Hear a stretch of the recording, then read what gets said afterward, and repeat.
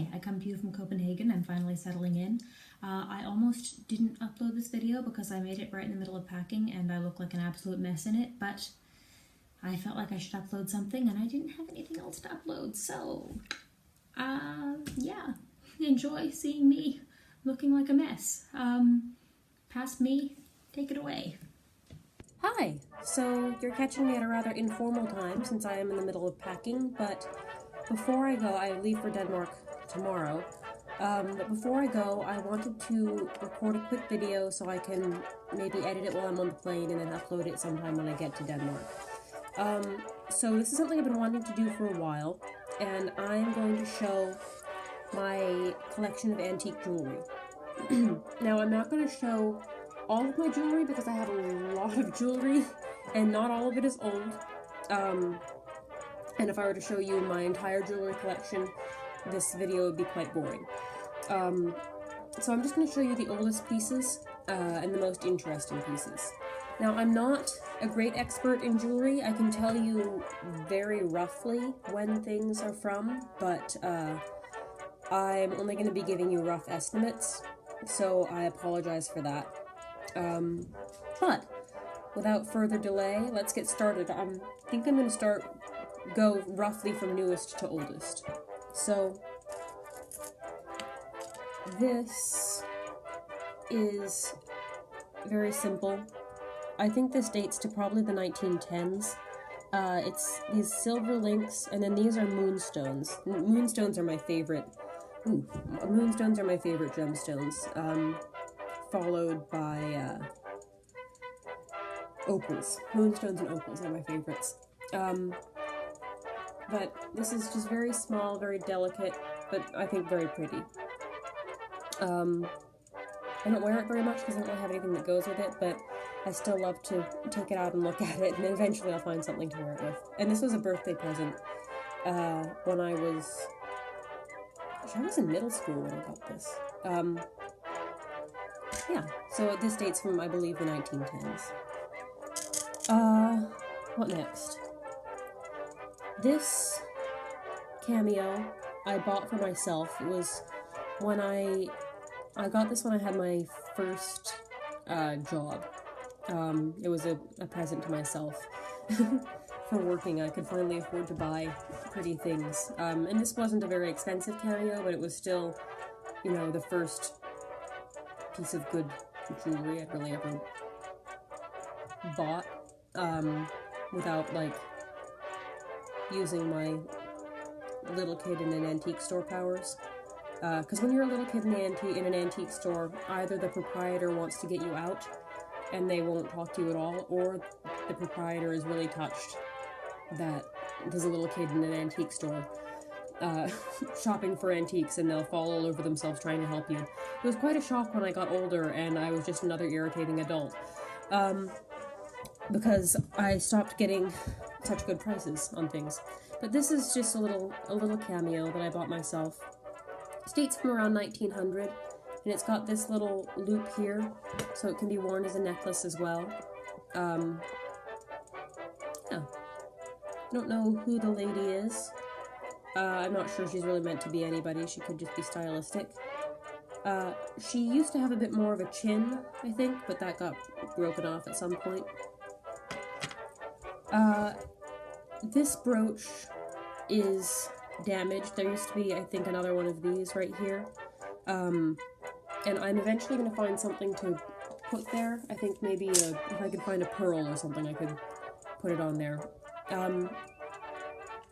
This dates, I believe, to around the 1870s.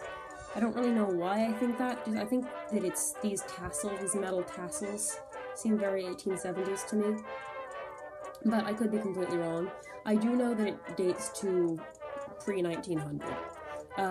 But these kind of metal tassels were very popular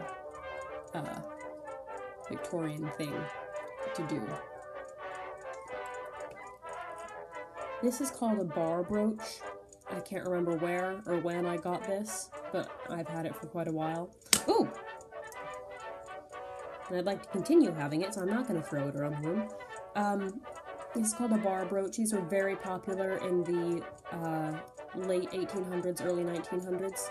You can see a lot of them in photographs from the time. Just got a simple clasp. And they would often be used to pin a lacy jabot or cravat onto the front of your shirt. Some of the enameling is wearing away. I can just go in with a fine paintbrush and fill that back in. I'll do that eventually.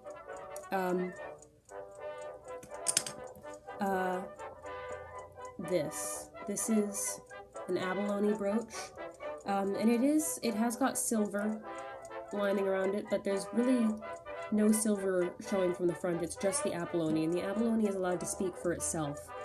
And that's something I really like about Victorian jewelry. When you think of Victorian jewelry, you often think of like the highly ornate, decorated stuff like this one. But there was another Victorian trend which was just kind of letting the stones and the materials speak for themselves, and I really like that. The abalone is allowed to speak for itself, and I think it's very eloquent. This is just such a pretty brooch. I bought this at when did I buy this? It must have been at Christmas of 2017. I bought it. Just after Christmas. I probably had it for about a year now. But I just think it's absolutely beautiful. I made the mistake of wearing this to the Endangered Species Night at the Natural History Museum on campus, and I got some evil looks when I was at the shellfish table, which happened to have a display about abalone. This is antique, so it's not like any abalone were killed recently for it, but still, abalone is endangered. But I think this is just a beautiful, beautiful brooch. And I just love the trend of letting the jewels speak for themselves. In a similar vein as that one, I showed this brooch in another of my videos, and some of the jewelry that you're going to be seeing today has been featured in other videos. But this is actually made out of scarab beetles. It's quite small. But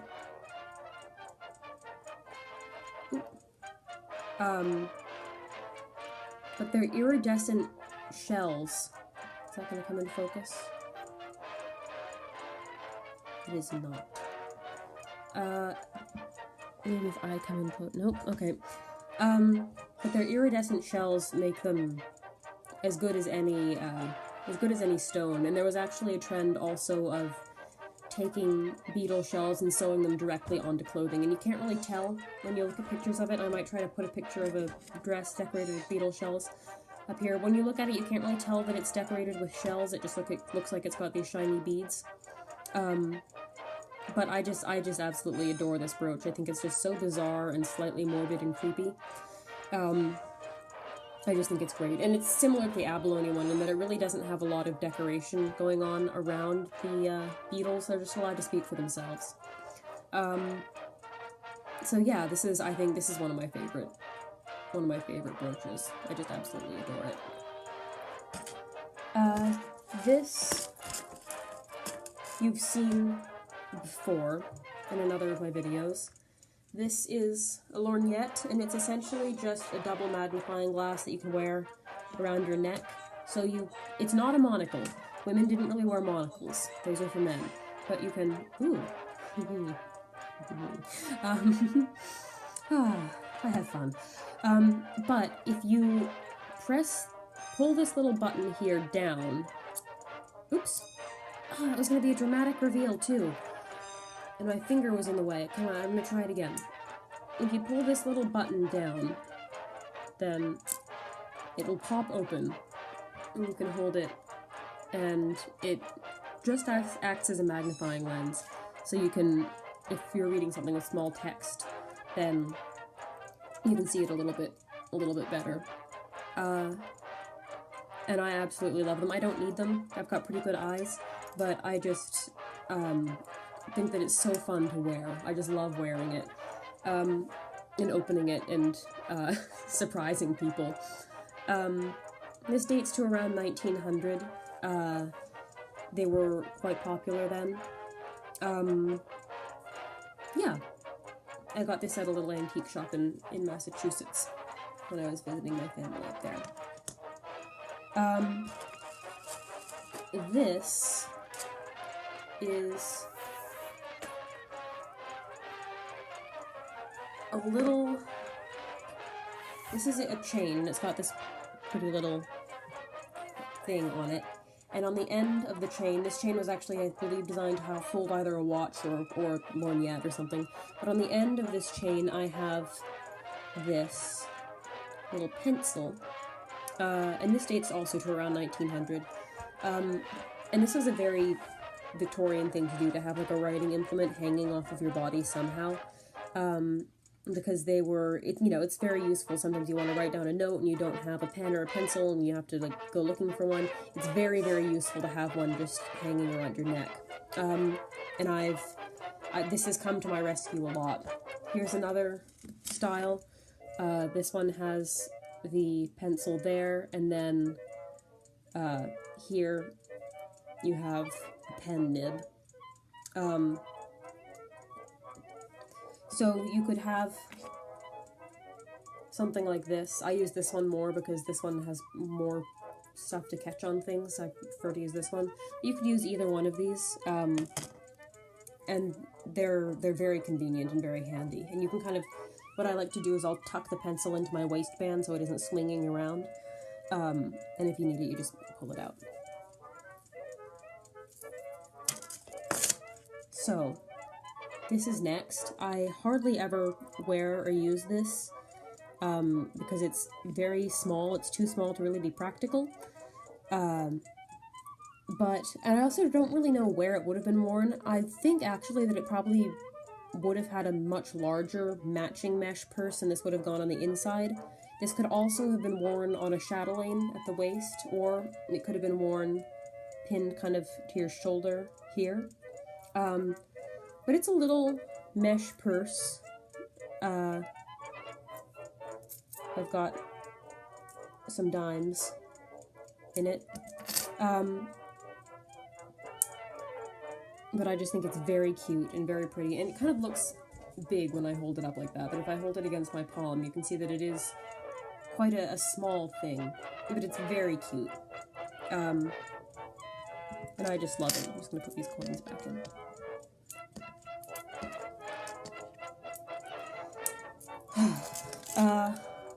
This, next. This has been featured in a few of my videos. This is the pocket chatelaine, and it would have been worn hooked to the waist. Now, if this hook looks a little bit familiar, that's because it is, in fact, a spoon. When I bought this, it didn't come with a hook, so I just kind of bent a spoon into the right shape, and it works fine. It works great. Eventually I'll get an actual hook for it, but for now the spoon... Ooh! For now the spoon works just fine. But this was very common. Chatelaines were very common and very fashionable, and they're very, very useful. It's like having a little detachable pocket. You can't really fit very much in here. Just a few coins and maybe a handkerchief, but pre-cell phones, that was all you really needed. And this one actually has a date of manufacture stamped right on it. It's the 27th of some month in 1900. Also, it's got this beautiful Art Nouveau clasp. Okay, so now on to the interesting things. Now, I'm gonna give you a few seconds to guess what this is. Okay, so this is a handkerchief holder. So, you do is you take your handkerchief. See, I'm gonna use my pretty one. Take your handkerchief and you slide this little ring down so the holder opens. Clamp the handkerchief into the holder, slide the ring back up, and then the holder grabs your handkerchief, and then you can wear a handkerchief holder like that, and it will hold your handkerchief for you. Now, when I first got this, I tried to wear it just on a day-to-day basis, and believe it or not, it eventually got really, really inconvenient having my handkerchief hanging from my hand at all times. It got caught on things, it dragged all over the place, it went flapping all over the place. So this is something that you would have worn just for balls and parties when you didn't carry a handbag. Because also in everyday life, you would have had a handbag or something that you could put your handkerchief into. When you're at a ball, you wouldn't have had a handbag, so you would need something to hold your handkerchief, and you would want it to be easily accessible. Since you're dancing, you're going to want to have it right there so you can dab up the sweat from your forehead. So the handkerchief holder would have been worn just at parties, but I just think it's such an interesting and cool little piece of jewelry. If you look at it, I think it's modeled after an oak leaf. But I just absolutely love it. I don't really go to parties, so I haven't worn this for about 3 years, but it's similar to the moonstone necklace. I like to take it out and look at it a lot. Next, this collar dates to between 1880 and 1920, and it probably would have been worn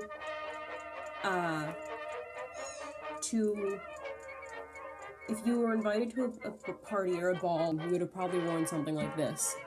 It's got these sequins up here and this amazing beading hanging down here, and it feels so weird to wear. You know those things where you put your hand in it and it's like those metal nails, and you like put your hand in it and it leaves an imprint of your hand? It's like wearing one of those.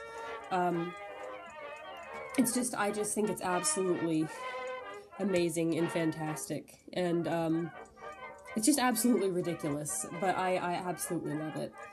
This is also something that I do not wear very frequently because it's very, very fragile. In fact, I've worn this once, and that was for about 2 hours. Mostly it just kind of lives wrapped up in tissue paper in my closet in a box, but I thought I would bring it out today. But I just think it's wonderful, and if I want to move around, look at the sparkles. I absolutely love it.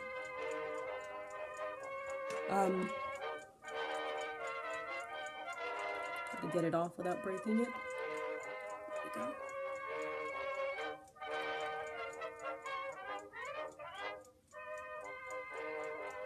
I'll stop playing now.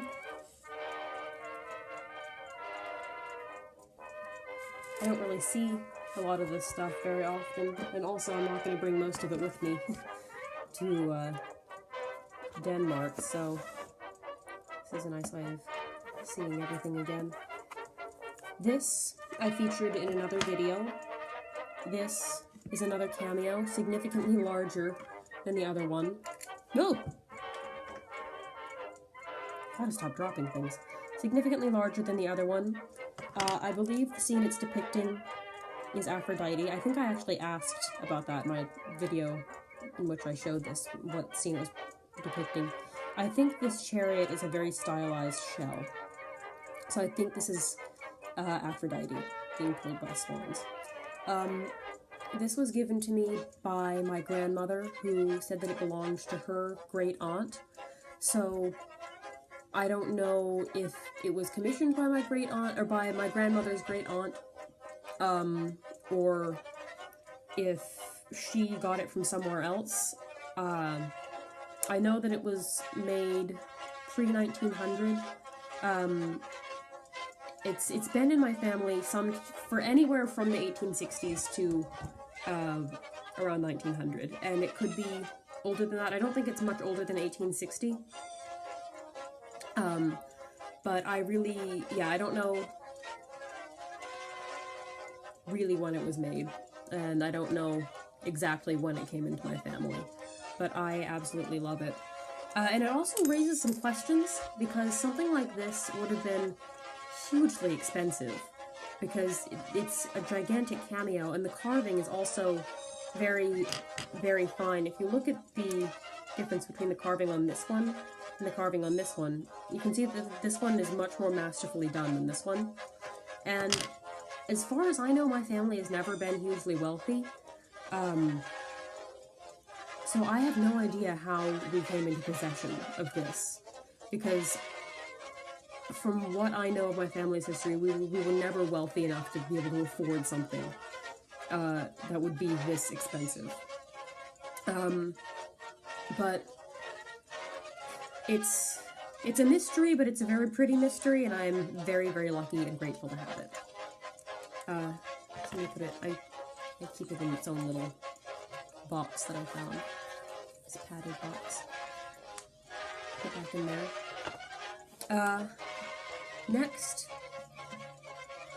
is this watch, and it's on another one of these fobs.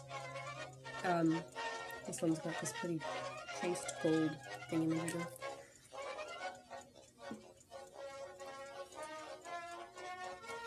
And this has an interesting story behind it. I was at the March on Climate in early September, and I have a picture from that time. I'll put it up here. And a woman came up to me and said, "You look amazing. I have a watch that belonged to I believe it was to her grandmother. And her grandmother was a suffragette in the early 1900s. And this watch belonged to her. And this woman gave me this watch on the condition that I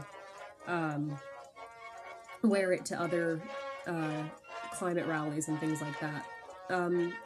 So I feel very grateful to her. I'm so incredibly thankful to her that she entrusted me with this, and that she decided to give this to me.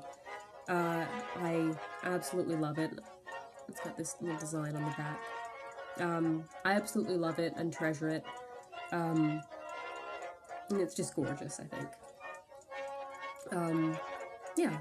So this is a little... So I actually can, because of that story, I can place the date of this to around 1900.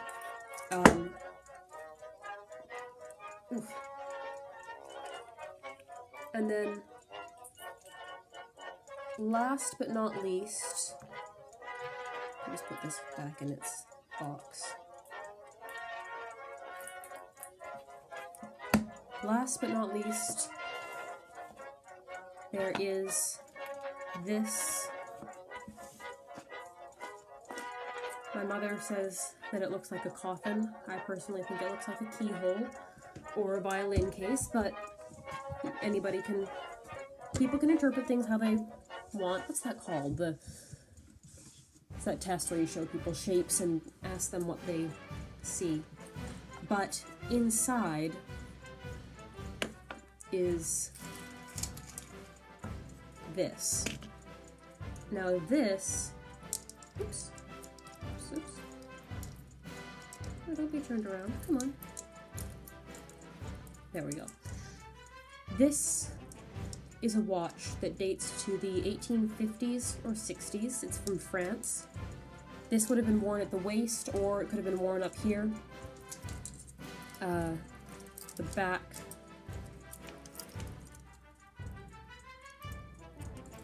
opens here, and you can see the workings. And, ooh, it's running. It seldom runs.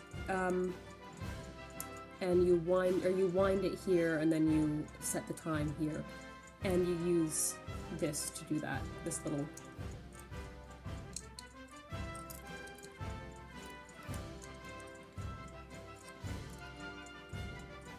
anything there.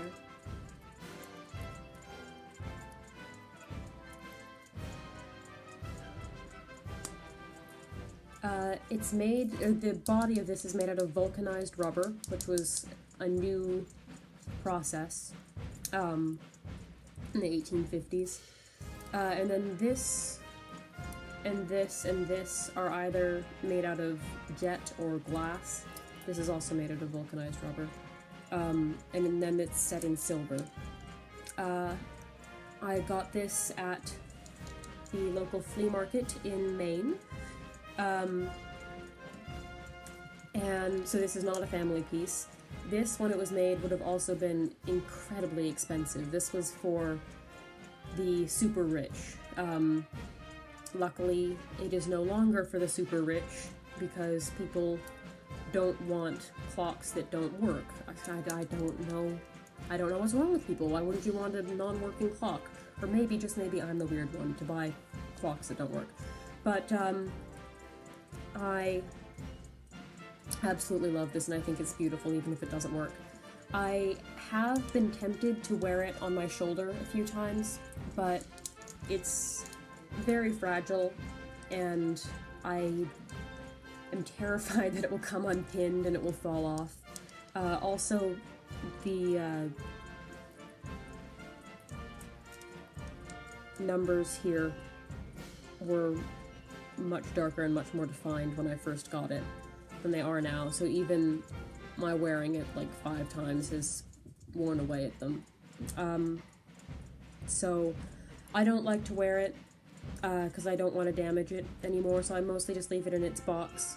I did not do this. It was, this bit of damage was there when I got it, but I kind of like it. It gives it even more character.